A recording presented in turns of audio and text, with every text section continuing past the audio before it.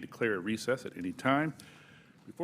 More than 50 years ago, the U.S. government ended Project Blue Book, an effort to catalog and understand sightings of objects in the air that could not otherwise be explained.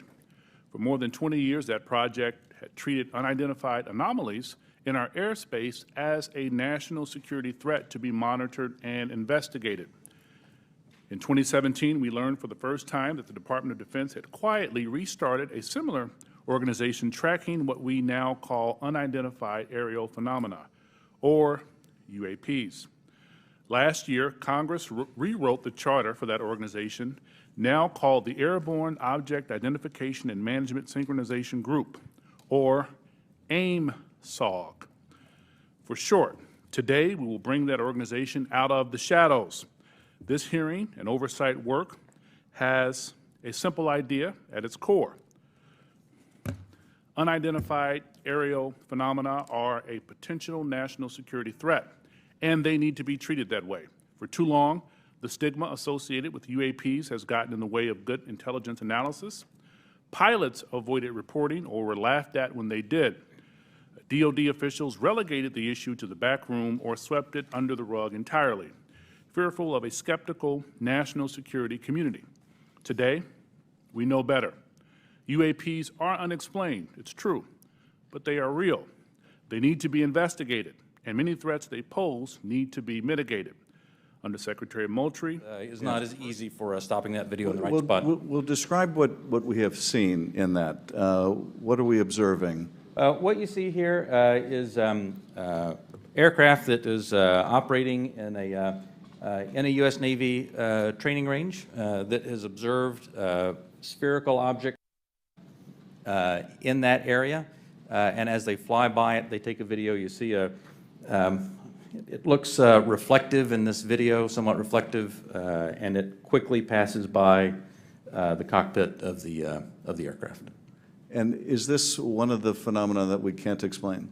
I do not have an explanation for what this specific object is. And is this one of the situations where it is, that's the object that we're looking at right there? Thank you. And is this a situation where it was observed by the pilot and it was also recorded by the aircraft's instruments? We'll talk about the multi-sensor part in a later session. But in this case, we have at least that. In the Director of National Intelligence 2021 unclassified report, the ODNI reported 144 UAPs between 2004 and 2021, 80% of which were recorded on multiple instruments. And I take it, with respect to some of those, you had a pilot seeing them if it was observed by a pilot, right, and you had multiple instruments recording it. So you really have three sensors, the human sensor and two technical sensors detecting the object, is that? For the majority of incidents that we had in the last year's report, the majority had multi-sensor data. When I talk about the 400 reports that we have now, that number will certainly go down because a lot of those new reports that we have are actually historic reports that are narrative-based.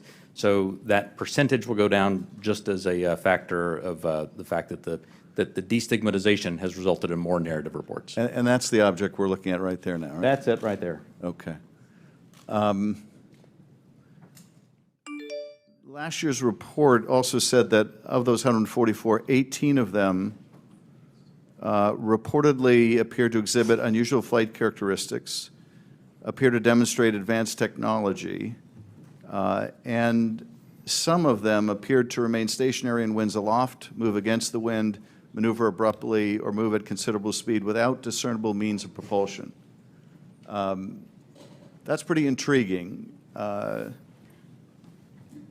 if you're able to answer this in this setting, are we... U.S. Navy personnel recorded what appears to be triangles, some flashing, recorded several years ago, off the coast of the United States.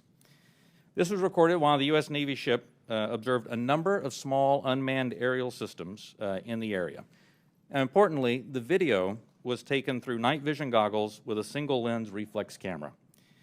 These remained unresolved for several years.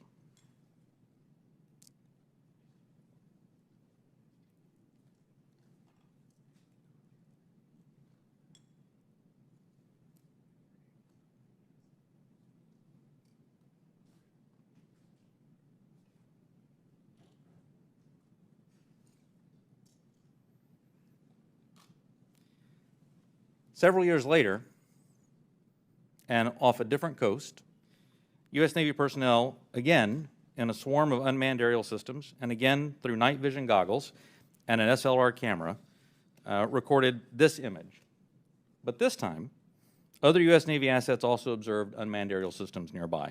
And we're now reasonably confident that these triangles correlate to unmanned aerial systems in the area. The triangular appearance is a result of light passing through the night vision goggles and then being recorded by an SLR camera. Now, I don't mean to suggest that everything that we observe is identifiable, but this is a great example of how it takes considerable effort to understand what we're seeing in the examples that we are able to collect.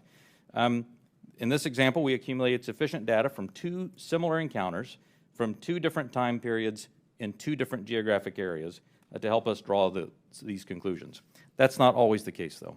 We recognize that that can be unsatisfying or insufficient in the eyes of many. This is a popular topic in our nation, with various theories as to what these objects may be and where they originate. By nature, we are all curious and we seek to understand the unknown. And as a lifelong intelligence professional, I'm impatient. I want immediate explanations for this as much as anyone else. However, understanding can take significant time and effort. It's why we've endeavored to concentrate on this data-driven process to derive fact-based results. And given the nature of our business, national defense, we've had to sometimes be less forthcoming with information in open forums than many would hope.